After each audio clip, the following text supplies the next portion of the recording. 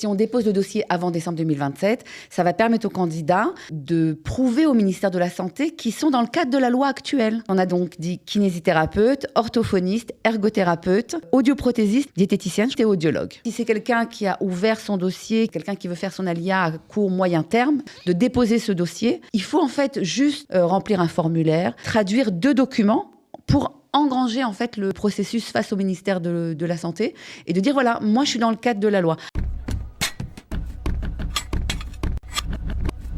Vous exercez une profession médicale en France, vous essayez de faire votre ALIA, vous êtes en pleine investigation. Eh bien, sachez que cette émission est faite pour vous, c'est une émission de prévention pour vous tenir au courant de ce qu'il se passe au niveau des lois en Israël. Donc, restez avec nous. Esther Blum, ici présente, qui dirige le département des diplômes, va nous éclairer.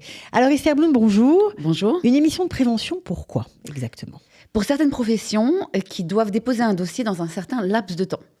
Ok, alors de qui s'agit-il ? Et d'abord, on va commencer par le début. Quelle profession ? Il s'agit des kinésithérapeutes, des diététiciens, orthophonistes, audiologues, ergothérapeutes et audioprothésistes. Alors aujourd'hui, nous sommes en 2026, en juin 2026. Que dit la loi ?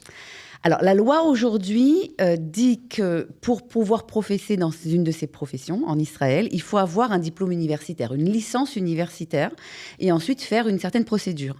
Il se trouve qu'en France, pendant des années, on a donné des diplômes d'État. On donne toujours aujourd'hui des diplômes d'État. Aujourd'hui, certains diplômes, en plus du diplôme d'État, ont un diplôme universitaire, confèrent aussi le grade de licence, mais à l'époque, ce n'était pas le cas. Donc, on a en fait un problème. On a déjà à l'époque...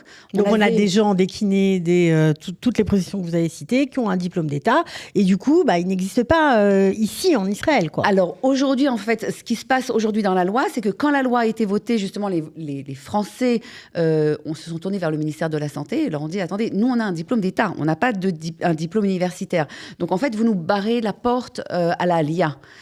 Et après de longues discussions, de longues pourparlers, comme on sait, ça prend toujours de temps, le ministère a été d'accord d'ouvrir une fenêtre pour pouvoir faire une dérogation, en gros. Une dérogation, donc c'est un paragraphe dans la loi, un nouveau paragraphe dans la loi, qui dit en fait que ces professions-là, jusqu'en décembre 2027, d'accord ? Donc, on a encore 1 an et demi devant nous. Jusqu'en décembre 2027, si on est dans une de ces professions-là, on peut venir et déposer son dossier et faire la procédure avec un diplôme qui n'est pas universitaire.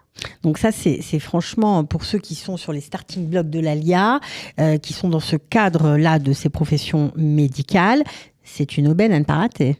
Voilà, c'est important de le savoir parce qu'on a une fenêtre en fait de tir qui est jusqu'en décembre 2027. On a l'impression que c'est assez longtemps, mais en fait ça arrive à grands pas parce que là on avait fait une ouverture en fait de 10 ans. Le ministère nous avait donné une ouverture de 10 ans. Cette ouverture se ferme. On ne sait pas si après, en fait, il y aura un autre gouvernement et que le gouvernement pourra revoter une autre loi.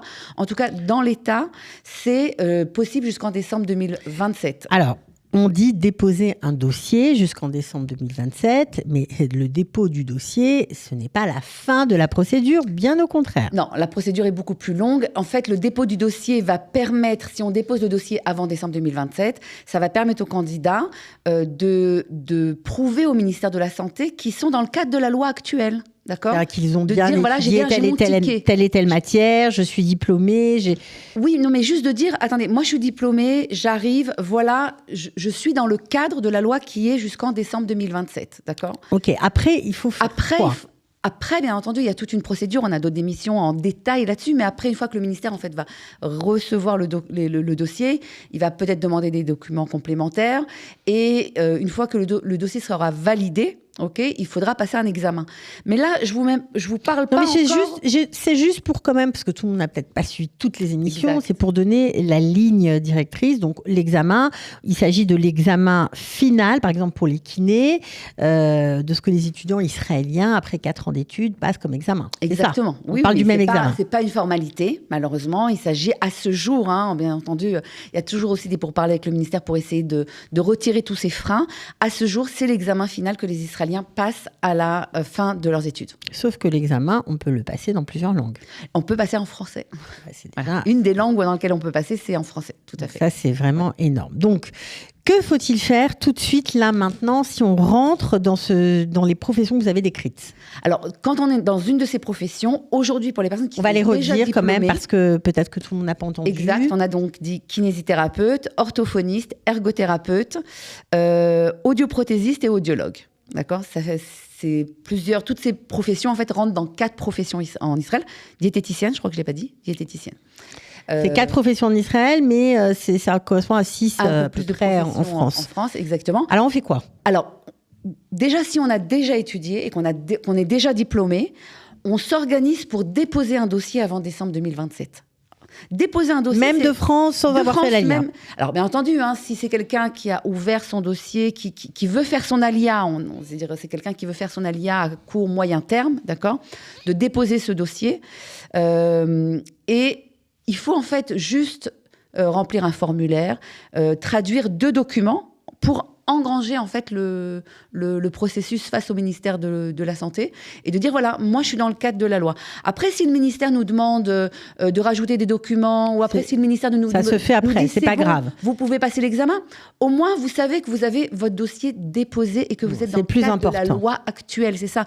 Vous pourrez ensuite faire plus tard. Bon, vous imaginez quand même bien, Esther, que quand on est en France, déjà quand on est en Israël, c'est pas évident. On ne parle pas forcément l'hébreu. Pas facile de déposer un dossier à distance. On fait comment? Alors, on a la possibilité, bien entendu, de regarder nos fiches techniques. On mettra le lien sous la barre d'infos, de se tourner vers le département de l'Agence juive. Mais je pense qu'on pourra proposer d'ici peu un webinar pour accompagner ces personnes qui sont intéressées. Esther, on a parlé de ceux qui vont probablement déposer leur dossier, mais il y a aussi peut-être des jeunes qui nous écoutent, qui sont dans ces professions-là, qui vont commencer leurs études. Est-ce que vous avez un conseil pour eux? Alors, très important justement pour les personnes qui ne sont pas encore diplômées, d'accord ? Donc, choisissez déjà une profession qui vous délivre un grade de licence. C'est-à-dire, on peut avoir aujourd'hui et un diplôme d'État et le grade de licence. Par exemple, les kinésithérapeutes aujourd'hui reçoivent et leur diplôme d'État et un grade de master parce qu'ils ont étudié 5 ans. Mais c'est dans toutes les facs ? C'est dans toutes les écoles.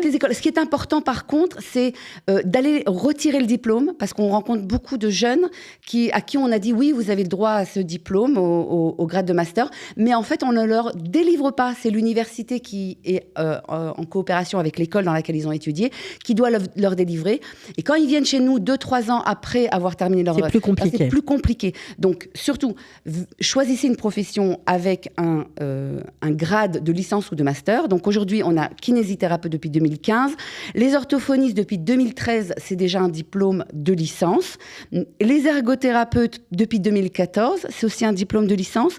Par contre, audiologue, il me semble que les audiologues, c'est une profession qui est étudiée plus en Belgique. Et je crois qu'ils reçoivent le bachelor. Donc ça, ça passe. Les audioprothésistes, donc aujourd'hui, les audioprothésistes, c'est pas une formation qu'on proposerait, qu'on conseillerait d'étudier, parce que à terme, en fait, à la fin de leurs études, ils vont avoir un diplôme d'État, et en Israël, ils pourront pas, en tout cas dans la conjoncture actuelle, faire le complément d'études qui est proposé pour pouvoir passer cet examen, d'accord ? Donc pour les audioprothésistes, c'est pas conseillé de commencer des études en audioprothésiste aujourd'hui. Et pour les diététiciens, il existe en fait 2 formations. Il y a la formation BTS, donc ça non plus, c'est pas conseillé de faire la formation BTS parce que elle ne sera pas après 2027, si on dépose un dossier après 2027, elle ne sera pas reconnue. Il existe par contre une formation qui s'appelle le BUT, c'est un bachelor qui est étudié dans les universités en France, donc un grade de licence.